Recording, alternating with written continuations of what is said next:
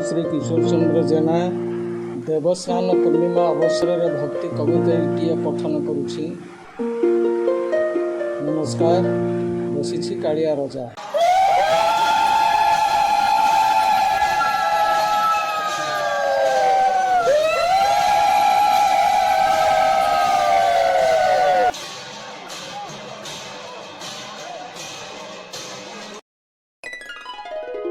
सबु आनंदर तुम्हें महानंद दयानिधि सदानंद तुमरी दर्शन हे आदि कंद मुक्ति लभे हे परमानंद। तुम्हें सिना जान तुमरी महिमा कि जाने नर छार सारा विश्व आज नयने देखुची स्नान हेउची तोर रतन बेदीरु स्नान मंडप पटुआर भिड़ा भिड़ी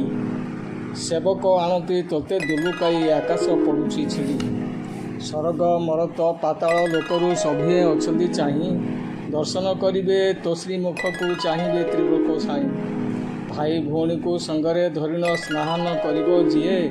तांकरी दर्शने मुक्ति मिलिबो जगत ठाकुर सिए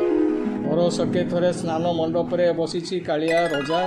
चंदन कर्पूर नैवेद्य विधि रे पूजा पंडा करे पूजा कि सुंदर दिशे चका डोला प्रभु कि सुंदर तुम मुख थरुटे मात्र जे दर्शन करिछि पाइछि परम सुख कला बदन को नालिया ओठर चेन्नाए हसतो तोरा सूरज ढालती कमल दिवत श्रीअंगु झरई झरा गजानन बेश अमृत परश घोषयात्रा शुभारंभ बड़ देउलरू बड़ दाण्ड आसी लभि भक्त वैभव किबन्निविद महिमा हे प्रभु अधम मोहिन छार दूरे थाई प्रभु प्रणाम करई किशोर चाकर तोर।